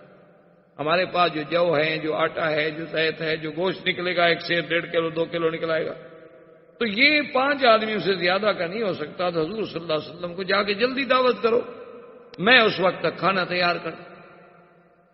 حضرت جابر ابن عبداللہ رضی اللہ تعالی عنہ تشریف لائے، آ کے حضور کی خدمت میں کہا کہ حضور میں نے ایک بات کہنی ہے اور علیحدگی میں کہنی ہے۔ تو فرمایا ٹھیک۔ فسر الی رسول اللہ، اس رازداری میں آ کے بات کی۔ اس نے کہا رسول اللہ ہمارے گھر میں اتنی کھانا ہے کہ یا تو آپ رابع ہوں او خامس، یا تو آپ چوتھے ہوں یا آپ 5ویں، اس سے زیادہ کھانا نہیں ہے گا۔ اور فرمایا اچھا ٹھیک۔ حضور نے اپنے کپڑے مبارک جھاڑے اور خندق سے باہر آئے، خندق کے کنارے پہ کھڑے فرمایا یا معاشر الانصار والمہاجرین ہلموا الی دعوت جابر، آؤ سب کٹے ہو جاؤ، دعوت کر رہے۔ تمام صحابہ کام چھوڑ دیں، جابر کی دعوت ہے۔ حضرت جابر کہتے ہیں میرے تو پاؤں تلے زمین نہیں گئی۔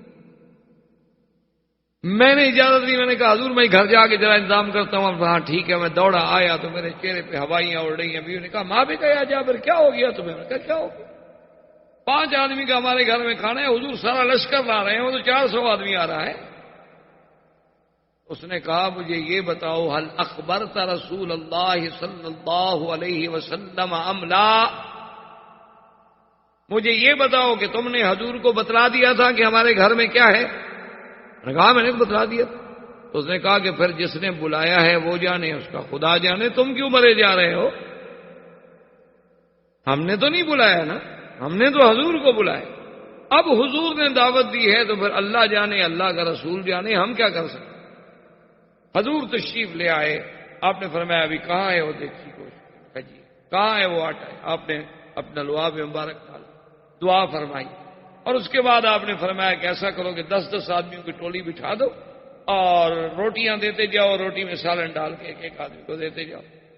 اب جناب جابر کہتے ہیں کہ جی ہم چلا رہے ہیں اور چلا رہے ہیں اور چلا رہے ہیں، اور میں ادھر دیگچی کو دیکھتا ہوں، جتنا ہم نکالتے جا رہے ہیں اتنا زیادہ ہوتا جا رہا ہے، جتنا ہم نکالتے جا رہے ہیں اتنا زیادہ ہوتا جا رہا ہے، تمام لشکر کھا کے چلا گیا۔ اور حضرت جابر کہتے ہیں خدا کی قسم ہے میں حیران تھا کہ بھئی سالن پہلے سے بڑھ گیا ہے یا کم ہو گیا ہے، مجھے سمجھ نہیں آیا۔ تو حضور نے فرمایا جابر کیوں پریشان، ان اللہ رزقنا، اسی نے رزق دیا ہے، یہ تو اسباب کی بات ہے، اصل رزق دینے والے تو وہ ہیں جس میں چاہیں برکت عطا فرما دیں، اس میں چلو تم بھی کھاؤ، گھر والوں کو بھی کھلاؤ، سب۔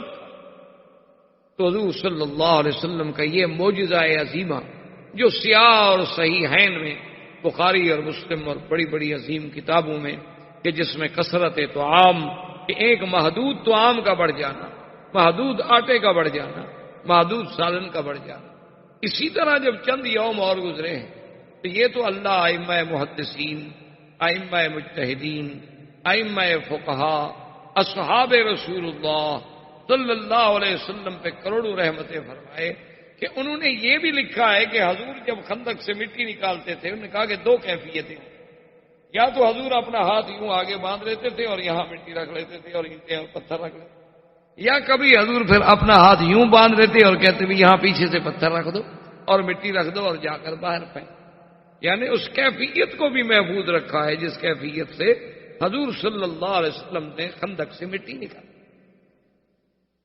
تو تھوڑی دیر، کئی دن گزرنے کے بعد فاقہ پھر شدید ہو گیا، تو بی بی عامرہ بنت رواحہ ان کو پتہ چلا، تو ان کے پاس کوئی تھوڑی سی کھجوریں تھیں، کوئی 1 کلو 2 کلو، وہ کہ ان نے وہ کھجوریں بھیجی کہ عبداللہ ابن رواحہ اور باقی اس کی فیملی کے لوگ جو تھے وہ سب وہیں پتھر پہ کام کر رہے تھے، انہوں نے کہا کہ کھجوریں میرے گھر والوں کو، رشتہ داروں کو دے دو تاکہ وہ بیچارے کچھ تو گزارا کریں۔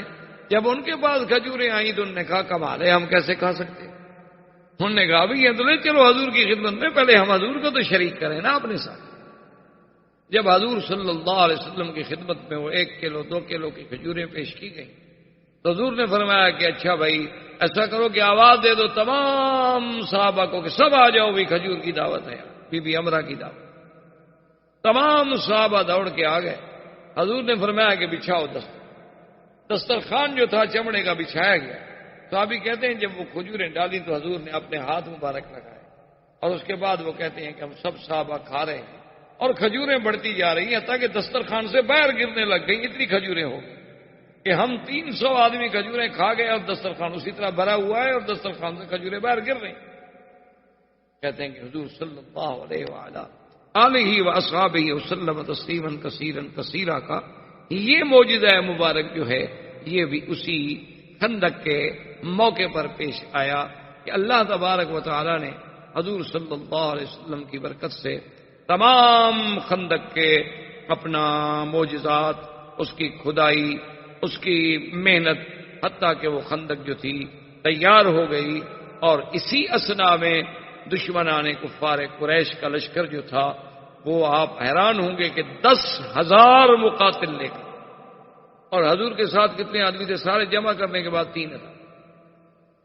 3,000 بھی سارے مخلص نہیں تھے، منافقوں کی جماعت بھی اس میں شامل تھی، کل 3,000 آدمی جمع۔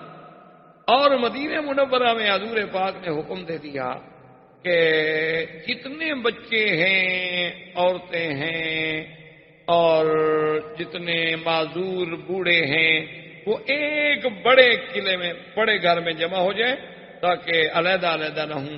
خدا نہ خواستہ ہم سب جوان تو ادھر لگے ہوئے ہیں، اگر کوئی دشمن حملہ کر دے تو ایک ایک گھر سے تو نہ پکڑ کے بچوں کو لے جائے، کم از کم ایک جگہ تو ان کی حفاظت کرنا ہمارے لیے آسان ہو جائے، مشکل نہ ہو۔ تو ابو سفیان اپنے 10,000 لشکر کو لے کر اور ہوئی ابن اخطب، سلام اور بڑے بڑے یہودیوں کے سربراہ یہ سارے کے سارے آئے۔ ان کو بھی پتا تھا کہ وہ 3 حرات ہیں، ان حرات سے تو ہم مدینے جا نہیں سکتے۔ ان کو بھی پتا تھا کہ بنی قریظہ کے ساتھ سرکار دو جہاں کا معاہدہ ہے، ہم ادھر سے بھی نہیں جا سکتے۔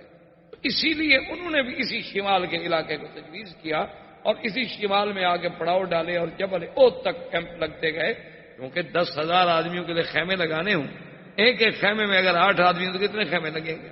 ہزاروں خیمے لگ گئے۔ اور وہاں ان کے لشکر، اونٹ، دولت، پیسہ، مال وہ تو بالکل یعنی تیار ہو کر آئے تھے۔ اس طرح دشمنوں کی فوجیں ٹکرائیں اور مسلمانوں کے لیے خدا کی قدرت یہ ہے کہ ایک عجیب ہے۔ منافقوں نے جب دیکھا بھی 10,000 کا لشکر ہے، 10,000 سے کون لڑے؟ منافق نکل گئے۔ منافقوں کے نکلنے کے بعد خدا کی قدرت یہ ہے کہ مسلمان جو تھے بیچارے کمزور دل کے، ان کے بھی پاؤں اکھڑ گئے۔ انہوں نے کہا 10,000 آدمی سے کیسے لڑ سکتے ہیں؟ آپ سوچ سکتے ہیں کہ اس وقت میرے آقا پر اور آپ کے پروانوں پہ کیا گزری ہوگی کہ جب صبح کو اٹھے تو صرف 300 آدمی حضور کے ساتھ اور باقی سب گھروں میں چلے گئے، پکے مسلمان، صحیح العقیدہ مسلمان، لیکن پاؤں لرز گئے۔ اسی لیے قرآن کہتا ہے نا هُنَالِكَ ابْتُلِيَ الْمُؤْمِنُونَ وَزُلْزِلُوا زِلْزَالًا شَدِيدًا، یہ وہ تھا ابتلا مومنوں پر کہ ہل گئے جیسے زمین میں زلزلہ۔ اسی لیے قرآن نے نقشہ کھینچا ہے اذ جاؤکم من فوقکم ومن اسفل منکم واذ زاغت الابصار، کہ جب دشمن تمہارے اوپر سے بھی اور تمہارے نیچے سے بھی، دونوں طرف سے تمہیں گھیرے میں لے لیا، آنکھیں تمہاری پھٹی کی پھٹی رہ گئی۔ وبلغت القلوب الحناجر، اور جب تمہارے دل جو تھے نکل کے یہاں گلے میں آ، وَتَظُنُّونَ بِاللَّهِ الظُّنُونَ، اور اس وقت تم گمان کرتے تھے اللہ پر گمان کرنا کہ ہائے ہم اس حال میں ہیں، پتہ نہیں خدا ہماری مدد کب کرے گا، پتہ نہیں خدا کی مدد کب آئے۔ هُنَالِكَ ابْتُلِيَ الْمُؤْمِنُونَ وَزُلْزِلُوا زِلْزَالًا شَدِيدًا وَإِذْ يَقُولُ الْمُنَافِقُونَ وَالَّذِينَ فِي قُلُوبِهِم مَّرَضٌ مَّا وَعَدَنَا اللَّهُ وَرَسُولُهُ إِلَّا غُرُورًا، اور یہ وہی وقت تھا کہ جب منافق کہتے تھے کہ اللہ کے رسول نے جو باتیں کی ہیں وہ تو دھوکہ ہے، کہاں مدد آئے گی، کہاں نصرت آئے گی، اب تو ہم ایسے پھنسے ہیں کہ بس ان 2 چکی کے پاٹوں میں پس کے رہ جائیں گے، ہماری کوئی حفاظت کرنے والا بھی نہیں ہوگا۔ اس منظر میں یہ واقعہ تھا، زندگی باقی تو بات باقی۔ السلام علیکم ورحمۃ اللہ وبرکاتہ۔ برادران اسلام، واجب الاحترام بزرگوں، دوستوں اور بھائیوں، دروس سیرہ نبویہ کا سلسلہ اللہ تبارک و تعالیٰ کے فضل و منت سے سرکار دو جہاں صلی اللہ علیہ وسلم کی ولادت مبارکہ سے لے کر غزوہ احد تک اور اس کے بعد جلائے بنی نذیر اور اس کے بعد غزوہ احد تک ہم پہنچے۔ غزوہ احد کے بعد جلائے بنی نذیر کے بعد غزوہ خندق۔ غزوہ خندق کو غزوہ خندق بھی کہا جاتا ہے اور غزوۃ الاحزاب بھی کہا جاتا ہے۔ غزوہ خندق کو خندق تو اس لیے کہا جاتا ہے کہ سرکار دو جہاں صلی اللہ علیہ وسلم نے حضرت سلمان فارسی رضی اللہ تعالی عنہ کے مشورے پر خندق کھدوانے کا حکم دیا اور خندق کھدوائی گئی، اس لیے اس مناسبت سے اس غزوے کو غزوہ خندق بھی کہا جاتا ہے۔ غزوہ اور سرایہ میں فرق ہی یہ ہوتا ہے کہ جس جنگ میں سرکار دو جہاں صلی اللہ علیہ وسلم بذات ہی خود تشریف فرما ہوں وہ غزوہ ہو۔ اگر حضور صلی اللہ علیہ وسلم لشکر بھیجیں اور آپ تشریف نہ لے جائیں تو اس کو سریہ کہا جائے۔ اسی لیے محدثین کرام رضوان اللہ علیہم اجمعین نے سرکار دو جہاں کے غزوات اور سرایہ کو علیحدہ علیحدہ ابواب میں ذکر کیا ہے۔ تو غزوہ خندق جو ہے یہ ان غزوات میں ہے جس میں حضور صلی اللہ علیہ وسلم خود شریک ہے، اور غزوہ احزاب اس کو اس لیے کہا جاتا ہے، احزاب جمع ہے حزب، حزب مانا جماعت، تو جب چند جماعتیں، چند قبائل، چند قومیں مل جائیں تو احزاب ہو گیا، جمع کا صیغہ بن گیا۔ تو بنی نذیر کے اجلاء یعنی جلا وطن کرنے کے بعد بنو نذیر کے یہودیوں میں جو بڑے بڑے ان کے سردار تھے، حیی ابن اخطب، اسی طرح اور بڑے سردار، تو انہوں نے دراصل جا کے قریش کو ابھارا، پھر انہوں نے بنی سلیم کو، بنی فزارہ کو، بنی غطفان کو، احابیش کو، ان سب کو تیار کیا کہ ہم پوری قوت کے ساتھ مدینہ منورہ پہ حملہ کریں تاکہ اسلام کا یہ شہر، اسلام کی یہ قوت، یہ معسکر، یہ مرکز جو ہے ہمیشہ کے لیے ختم کر دیا جائے۔ تو اب اس میں چونکہ اتنی جماعتیں شامل ہو گئی اس کا نام غزوہ احزاب بھی ہو گیا۔ سرکار دو جہاں صلی اللہ علیہ وسلم نے جب خندق کھدوانے کا حکم دیا تو 40 ہاتھ خندق جو ہے 10-10 آدمیوں پر تقسیم کی کہ 10 آدمی 40 ہاتھ کھودیں۔ خندق کی کھدائی اتنا گہری ہوتی تھی کہ کوئی آدمی جلدی سے اوپر نہ چڑھ سکے، اور چوڑائی اتنی ہوتی تھی کہ کوئی گھوڑا جو ہے جلدی سے پھلانگ نہ سکے۔ تو میں نے عرض کر دیا تھا کہ 3 طرفوں، 3 اطراف جو تھی ان میں حرات تھے، اور ایک طرف میں بنی قریظہ یہودیوں کا بہت بڑا گڑھ تھا، مرکز تھا، قلعے تھے، اور بنی قریظہ جو ہیں وہ حضور صلی اللہ علیہ وسلم کے ساتھ معاہدے میں شریک تھے کہ ہم آپ کے دشمنوں کی مدد نہیں کریں گے۔ تو اس طرف سے حضور صلی اللہ علیہ وسلم چونکہ مطمئن تھے تو اب صرف وہ علاقہ تھا جو مدینے کے شمال میں آتا، تو اسی لیے وہاں خندق کو کھودا گیا اور اس کو لمبا اتنا کیا گیا کہ ادھر مدینہ منورہ سے ٹکرا جائے اور ادھر جبل اسیر سے ٹکرا جائے۔ اسی اثنا میں ابو سفیان کی قیادت میں، کیونکہ ابو سفیان ابھی اسلام نہیں لائے اور مکے کے سب سے بڑے سردار اس وقت ابو سفیان تھے،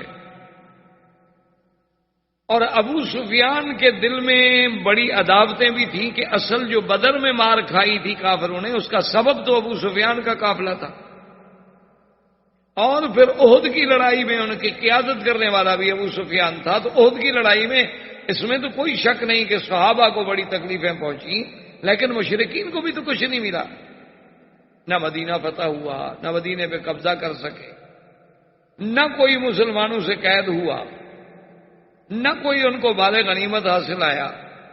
وہ تو جیسے آئے تھے اسی طرح لوٹ گئے. تو وہ بھی ابو سفیان کے دل میں ایک بہت بڑی خلش تھی. تو اس لیے وہ 10,000 کا لشکر لے کر، اور اس زمانے میں 10,000 لڑائی کرنے والے مقاتل، یعنی 10,000 جوان لڑنے کے لیے تیار ہو کے آئے. یہ کوئی معمولی سا حملہ نہیں شمار ہوتا. اور مسلمانوں کی تعداد جو تھی صرف 3,000. جب یہ لشکر آ گیا اور شمال مغرب میں انہوں نے پڑاؤ ڈال دیا، وہ تو ایک بستی آباد ہو گئی. انہوں نے خندق کے اس طرف، اور جب انہوں نے آ کے خندق کو دیکھا تو ابو سفیان نے کہا کہ ہذا اول مکیدۃ فی الحرب، بھئی یہ تو کوئی جنگی بڑی پہلی چال ہے، ہم نے تو آج تک نہیں دیکھی خندق.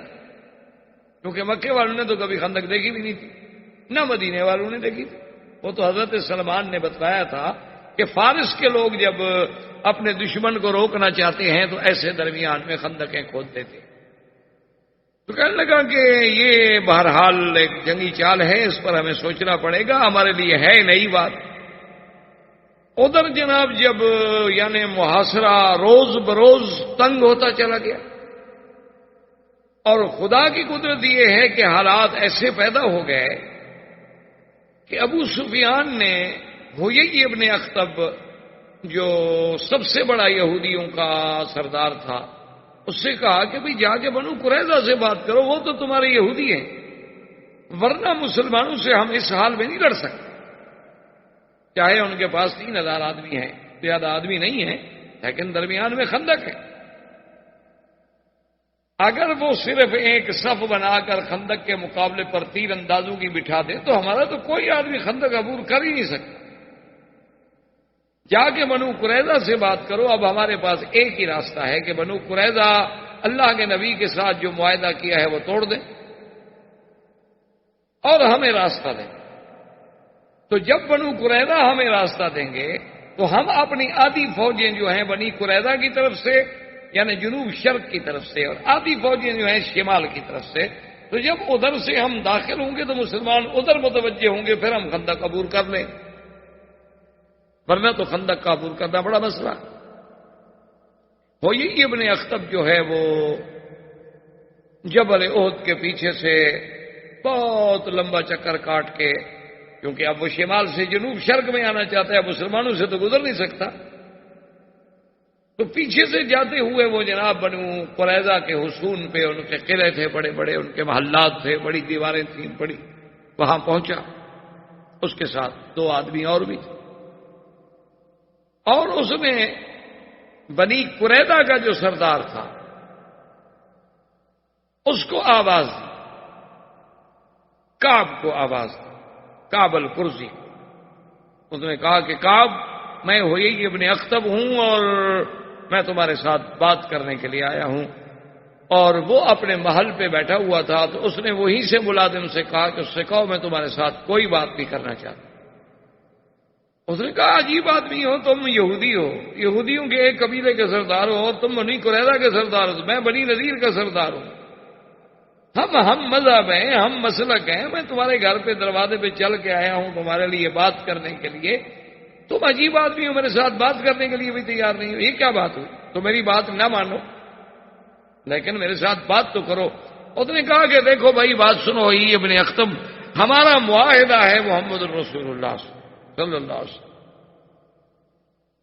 اور میں اپنا معاہدہ نہیں توڑنا چاہتا، میں اللہ کے نبی کے کسی دشمن سے بات بھی نہیں کرنا چاہتا، میں جانتا ہوں تم کیوں آئے ہو.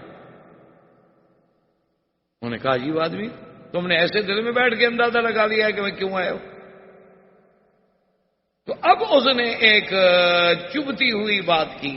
اس نے کہا ہاں انک تخاف ان تاکل احدا من جشیشتک، کہ تم اس لیے ڈر رہے ہو کہ تمہارا کھانا دسترخوان پہ کوئی اور نہ کھائے. بخیل ہو نا تم، ذلیل آدمی ہو نا تم، گھٹیا آدمی ہو، سردار ہو تو کیا ہو گیا. اب اس کو غیرت جاگی، اچھا مجھے تانا دیتے. اس نے کہا آ جاؤ. وہ تو اس کے گھر میں جانا چاہتے تھے نا، اور یہ تانا جو تھا عرب برداشت نہیں کر سکتا تھا. کوئی اس کو کہے کہ تیرے دسترخوان پہ کھانا نہیں ملے گا، یا تمہارے گھر میں کسی کو روٹی نہیں ملتی ہے، تم روٹی کھلانے سے بخیل ہو، ڈرتے ہو. یہ تو ایسا تانا تھا کہ عرب کانپ جاتے تھے کہ تو قیامت تک ہمارے دل میں عیب لگ جائے.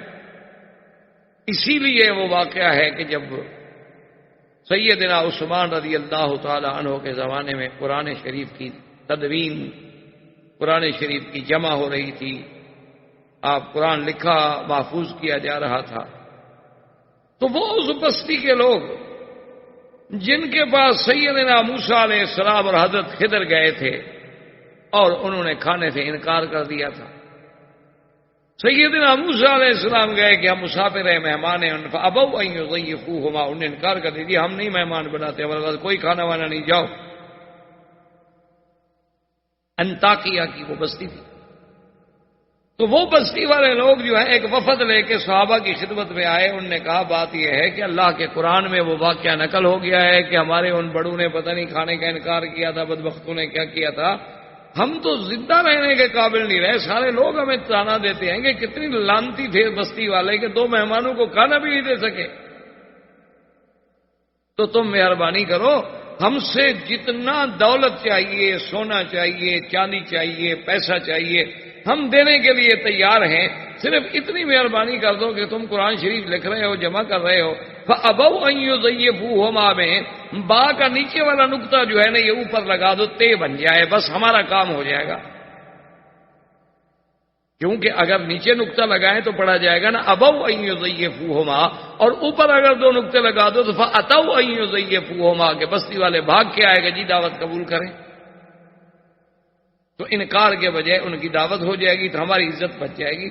انہوں نے کہا بدبختو، عجیب لوگ ہو تم، اب اللہ کے قرآن کی زبر زیر بدل دیں گے، تم چاہے سارا ملک ہمیں دے دو، ہم خدا کا قرآن کیسے بدل سکتے؟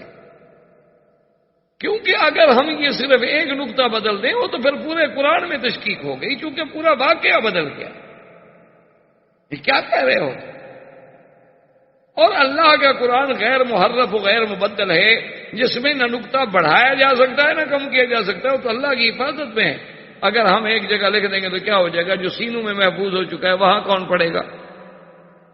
اسی لیے یہ بھی قرآن کا اس 20ویں صدی کا معجزہ سمجھیں کہ آج بھی جو پوری دنیا میں شیعہ یہ شور کرتا ہے کہ یہ قرآن ناقص ہے، محرف ہے، مبدل ہے، اور اصل قرآن جو ہے وہ مصحف علی اور مصحف فاطمہ ہے جو غار میں محفوظ ہے، اور منتظر مہدی کے پاس ہے، وہ جب آئیں گے تو وہ نکال کے لے آئیں گے، قائم آل محمد جب ظاہر ہوگا تو وہ لے کے آئے گا۔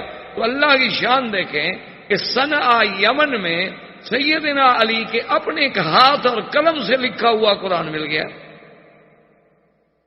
اور اس پر پوری دنیا کے بڑے بڑے جرمنی اور یورپ ان کے بڑے بڑے ماہرین جو ہیں آثار قدیمہ کے، ان کی تحقیق کے بعد یہ بات پایا، ثبوت کو پہنچ گئی کہ واقعی یہ اتنا 100 سال پہلے لکھا گیا ہے اور یہ صحیح نسخہ ہے۔ اور وہ اوراق مبارک اتنے بوسیدہ ہو چکے تھے کہ اس پہ پتہ نہیں کئی لاکھ ڈالر انہوں نے معاوضہ دیا ہے اس کمپنی کو کہ جو مثالے کے ساتھ ان کاغذوں کو پھر جوڑے اور ان کو پھر زندہ رکھے تاکہ وہ کاغذات پھٹ نہ جائیں۔ تو اب اس کو انہوں نے صنعا میں باقاعدہ وزارت الشؤون الاسلامیہ نے زیارت کے لیے رکھ دیا ہے، اور لاکھوں لوگوں نے جا کے اپنے آنکھوں سے دیکھا ہے، اور سیدنا علی کا جو اپنی قلم کا لکھا ہوا ہے قرآن اس میں اور حضرت عثمان کے قرآن میں ایک زبر زیر کا فرق بھی نہیں۔ تو بہرحال جب اس کو اس کی بخل کا تانا دیا گیا تو اس نے بلا لیا اور بیٹھے تو حیی ابن اخطب بڑا چرب زبان تھا، بڑا بولنے والا آدمی تھا، اس نے کہا کہ آپ کیا بات کر رہے ہو، عجیب بات، میں نے ساری دنیا کو ہلا ڈالا کہ بھئی میں نے مکہ سے قریش کو نکالا، بنو غطفان کا 4000 کا لشکر لے کے آیا، بنو فزارہ، بنو سلیم، احابیش، ان سب لوگوں کو میں لے کے آیا کہ ایک ہی دفعہ مسلمانوں کی قوت کو ہمیشہ کے لیے ختم کر دیں۔ اب تم یہاں معاہدہ کر کے بیٹھے ہوئے، کیا معاہدہ ہے بھی تمہارا ان کے ساتھ؟ جب تم ان کو نبی نہیں مانتے، وہ تمہیں مسلمان نہیں مانتے، تو کس بات کا معاہدہ یار؟ عجیب بیوقوف آدمی ہو، تم ہمارا ساتھ دو تو ایک دن میں بات ختم ہو سکتی ہے، ان کے پاس کل 3000 آدمی، ہمارے پاس 10,000 کا لشکر، صرف تم ہمیں راستہ دے دو، چلو بندے بھی نہ دو، اپنے بندے جنگ میں بھی نہ جھونکو، چلو کل تھوڑا بہت کوئی بہانہ بھی بن سکتا ہے کہ جی وہ ادھر سے عبور کر گئے، ہمیں خیال نہیں رہا، ورنہ ہم نے تو کوئی مدد نہیں کی۔ تو تم اس طرح کرو کہ ہمیں اپنے قبیلے سے گزرنے دو، ہم اپنی آدھی فوجیں جو ہے اس طرف ڈال دیتے ہیں تاکہ جنوب شرقی سے بھی حملہ ہو اور شمال سے بھی حملہ ہو، مسلمانوں کی قوت کو ہمیشہ کے لیے ختم کر۔ اور آخر میں آ کر وہ مان گیا، انہوں نے کہا کہ ٹھیک ہے ہم حضور کے ساتھ معاہدہ توڑتے۔ حضور صلی اللہ علیہ وسلم کو بھی اڑتی ہوئی خبر پہنچی کہ یہودی جو ہے بنی قریظہ وہ تو معاہدہ توڑ رہے ہیں۔ اب اگر وہ معاہدہ توڑ دیں تو بات ہی ختم ہوگی، وہ جنوب شرقی جو ہے وہ تو محفوظ نہ رہا مدینہ منورہ کا۔ تو حضور صلی اللہ علیہ وسلم نے فوراً دو حکم جاری کیے۔ ایک تو آپ نے سعد ابن معاذ اور سعد ابن عبادہ رضی اللہ تعالی عنہما، یہ دونوں سعد اور حقیقتاً بھی سعد تھے، ان کو بلایا کہ دیکھو تمہارے تعلقات ہیں، چونکہ یہ دونوں جو تھے یہ قبیلہ اوس کے سردار تھے، اور قبیلہ اوس اور خزرج جو ہے، خزرج قبیلہ جو تھا ان کا تعلق تھا یہود بنی نذیر سے، وہ ان کے حلفاء تھے، اور قبیلہ اوس جو ہے یہ بنی قریظہ کا حلیف تھا۔ تو نے کہا کہ وہ تمہارے حلفاء ہیں، تمہارے ساتھ ان لوگوں کے پرانے تعلقات ہیں، اور پھر بنی قریظہ نے ہمارے ساتھ معاہدہ کیا، تو ہمیں پتا چلا ہے کہ وہ معاہدہ توڑ رہے ہیں، غدر کر رہے ہیں، تم جا کے ان سے بات کرو، ایک تو پتا کرو کہ کیا واقعی معاہدہ توڑ رہے ہیں یا نہیں توڑ رہے ہیں، اگر نہیں توڑ رہے تو بات ختم ہو گئی، لیکن اگر وہ معاہدہ توڑ رہے ہیں تو انہیں مجبور کرو کہ بے وقوفو کیا کر رہے ہو تم، اللہ کے نبی کے ساتھ معاہدہ توڑ رہے ہیں۔ لیکن ایک بات کا خیال رکھنا کہ خبر جو بھی ہو اس کو کسی پہ ظاہر نہیں کرنا، واپس آ کر مجھے بتانا ہے، اور اگر میں صحابہ کے جمع غفیر میں بیٹھا ہوں تو پھر اشارے سے بات کرنی ہے، کنایے سے بات کرنی ہے، ظاہر نہیں کرنا، کیونکہ اگر یہ بات کا پتہ چل گیا تو مسلمانوں کو تو حوصلے پست ہو جائے۔ حضور صلی اللہ علیہ وسلم نے ایک فیصلہ یہ فرمایا، دوسرا یہ حکم دیا کہ مدینہ منورہ میں تمام عورتوں کو، تمام بچوں کو، تمام بوڑھوں کو ایک بڑے محل میں، ایک بڑے مکان میں، ایک بڑی حویلی میں بند کر دیا جائے تاکہ وہ ایک جگہ محفوظ رہیں کہ ہم جوان تو سارے خندق پہ آئے ہوئے ہیں، مدینہ منورہ تو خالی ہے، اگر خدا نہ کرے کوئی دشمن حملہ کر دے تو پھر عورتوں اور بچوں کی حفاظت کرنا مشکل ہو جائے، ایک ایک گھر پہ کون پہرا دے؟ ایک جگہ جب وہ محفوظ ہوں گے تو اللہ رحمت کرے گا، پہلے تو کوئی حملے کرنے کی ضرورت بھی نہیں کرتا نا، اکیلی عورت ہے تو اٹھا لے گا۔ اور وہاں جو ہمارے صحابہ کمزور ہیں، ضعیف ہیں، بوڑھے ہیں، یہ بھی وہاں بھیج دیے جائے، کیونکہ لڑ تو سکتے نہیں بیچارے، تو وہاں عورتوں کا ایک جگہ اجتماع کر دیا گیا۔ حضرت سعد واپس آئے اور وہ خبر لے آئے کہ یہودیوں نے معاہدہ توڑ دیا۔ آئے تو حضور صلی اللہ علیہ وسلم صحابہ کے مجمع میں بیٹھے ہوئے تھے، تو حضور نے جب دیکھا تو حضور تو پہچان گئے اس کے چہرے سے کہ بھی خبر اچھی نہیں ہے۔ آپ نے پوچھا کہ ہاں کیا خبر ہے؟ اس نے کہا جی القارۃ والعدو، حضور کیا کریں، دشمن ہے اور اس حملے کا خطرہ ہے، ہر طرف دشمن ہے، اور تو کوئی ایسی بات نہیں۔ تو حضور نے فوراً اس کی بات کو رکھنے کے لیے فرمایا اللہ اکبر، اس میں ایک اظہار تھا کہ اللہ بڑا ہے، وہ اگر ہمیں نقصان پہنچانا چاہتے ہیں تو کیا کریں گے، اور دوسرا یہ اظہار تھا کہ مسلمان یہ سمجھیں کہ حضرت سعد اچھی خبر لائے ہیں، حضور خوش ہو کے اللہ اکبر کہہ رہے ہیں۔ لیکن وہ بات چھپی نہیں رہ سکتی، آخر وہ بات جو تھی نکلتے نکلتے مسلمانوں کے پاس بھی پہنچ گئی کہ بنو قریظہ نے عہد توڑ دیا ہے۔ نتیجہ یہ نکلا کہ جو منافقین تھے وہ فوراً بھاگ گئے، اور جو مسلمان تھے بیچارے ضعیف اور کمزور دل وہ بھی بھاگ گئے۔ حضور جب صبح کو اٹھے تو 3000 میں باقی 300 آدمی ساتھ۔